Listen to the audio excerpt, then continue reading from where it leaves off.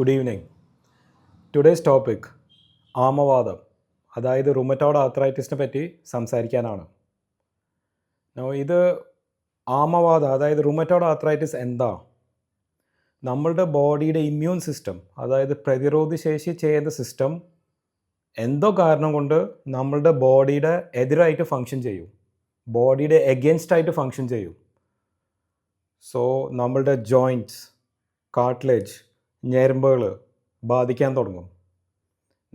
ബോണും muscle മാത്രമല്ല, നമ്മളുടെ heart, kidney, കണ്ണ്, ലങ്സ് വരെ ഇത് എഫക്റ്റ് ചെയ്യും. സോ ഇത് പല ടൈപ്പ് വാദങ്ങളുണ്ട്. ഇന്നത്തെ ടോപ്പിക് ആമവാദത്തിനെ പറ്റി സംസാരിക്കാനാണ്. നമ്മളിത് എങ്ങനെ ഡയഗ്നോസ് ചെയ്യാം? ഇത് ഭയങ്കര കുറച്ച് ക്യാരക്ടറിസ്റ്റിക് ഫീച്ചേഴ്സ് ഉണ്ട് ആമവാദത്തിനെ പറ്റി ഞാൻ സംസാരിക്കുന്നത്. 1, നമ്മളുടെ കയ്യിലാണ് മെയിനായിട്ട് ആക്ഷൻ വരാം. നമ്മളുടെ കൈയുടെ സ്മോൾ ജോയിൻറ്റ്സ് ഇൻവോൾവ് ആവും. 2 കയ്യിൽ ഒരുമിച്ചാണത് വരാം, ബൈലാറ്ററലി സിമെട്രിക്കൽ. ഒരു കയ്യിൽ മാത്രമായിട്ടല്ല. പെയിൻ, നീര് വരും, സ്വെല്ലിങ് വരും, പിന്നെ വഴക്കങ്ങൾ കിട്ടാതിരിക്കും. കാലത്ത് എഴുന്നേക്കുമ്പോൾ ഏകദേശം ഒരു അരമണിക്കൂർ അല്ലെങ്കിൽ 1 മണിക്കൂർ സ്റ്റിഫ്നെസ് ഉണ്ടാവും. നമുക്ക് വിരൽ അനക്കാൻ പറ്റിയെന്ന് വരില്ല. നമ്മൾ ഫിംഗേഴ്സ് മാത്രമല്ല, നമ്മൾ റിസ്റ്റ് ജോയിൻറ്റും ഇൻവോൾവ് ആവും. ഞാൻ നേരത്തെ പറഞ്ഞ പോലെ ഇത് നമ്മളുടെ ബോഡിയുടെ പ്രതിരോധശേഷിയുടെ ഒരു ഡിസോർഡറാണ്.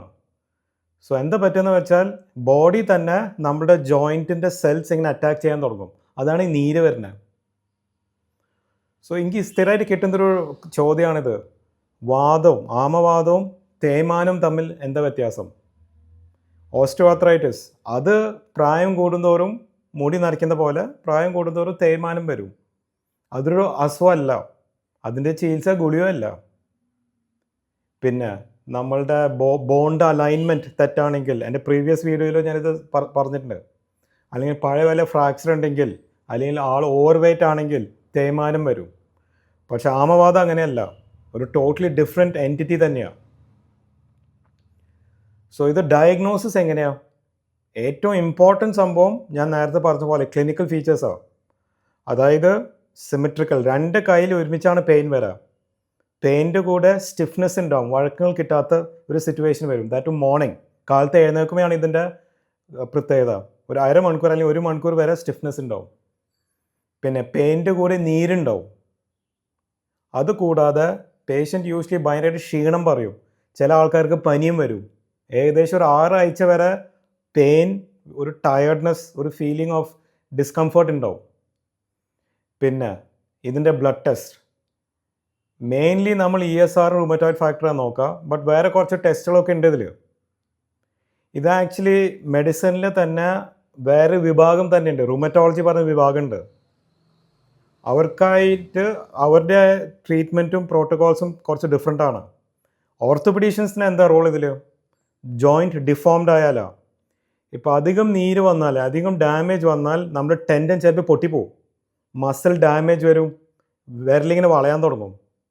അങ്ങനെ വിരൽ വളഞ്ഞാൽ അല്ലെങ്കിൽ ടെൻഡൻ പൊട്ടിപ്പോയാൽ അപ്പോഴാണ് എൻ്റെ റോൾ, അതായത് ഓർത്തോപെഡിക് സർജൻ്റെ റോൾ.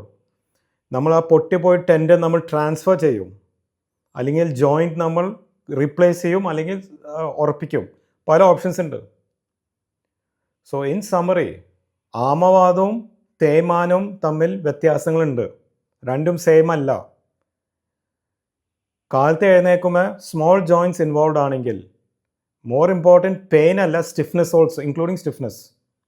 അതുകൂടാതെ നീര് വന്നാൽ for more than half an hour to 1 hour. പിന്നെ persistent pain 6 weeks, more than 6 weeks ഉണ്ടാവുമ്പോൾ അത് highly suggestive of rheumatoid arthritis. Thank U.